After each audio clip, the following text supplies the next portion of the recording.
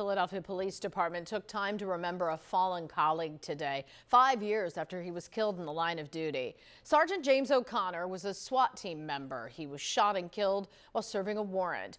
Action News' Maggie Kent was there for the ceremony. She's live now in Northeast Philadelphia with more on how he's being remembered. Maggie.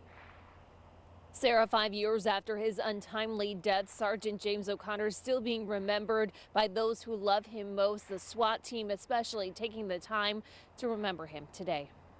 Although time may not necessarily heal, maybe you will find comfort in knowing that we will never forget Jimmy. It's been 5 years since Sergeant James O'Connor was killed while serving an arrest warrant in the city's Frankford section, ripped from his wife Terry, his high school sweetheart. There isn't a day that could possibly go by that Jimmy isn't thought of.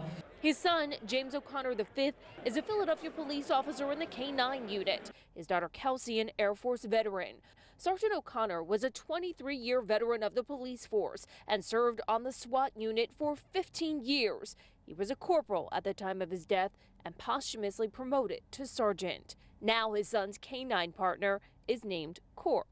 And all I can think is, Jimmy, your dad would be damn proud of you. What made matters even more painful, Sergeant O'Connor was killed just as COVID lockdown started 5 years ago, delaying his funeral by 2 months and limiting the number of people who could attend. From the beginning, my fear was always that he would be forgotten because COVID happened the same day or next day, and he wasn't on the news anymore, and it was over. And I've done as much as I can and still do to keep his name out there. Hassan Elliott, the man who pulled the trigger that fateful day, pleaded guilty to murder in federal court, as did Khalif Sears. A little bit of closure, for that part of it.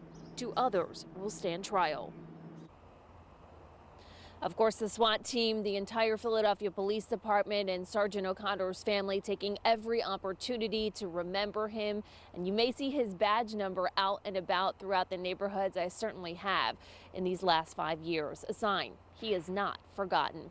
At SWAT headquarters, Maggie Kent, Channel 6, Action News. Brian. And now his family, his kids living that legacy of service. Thank you so much, Maggie.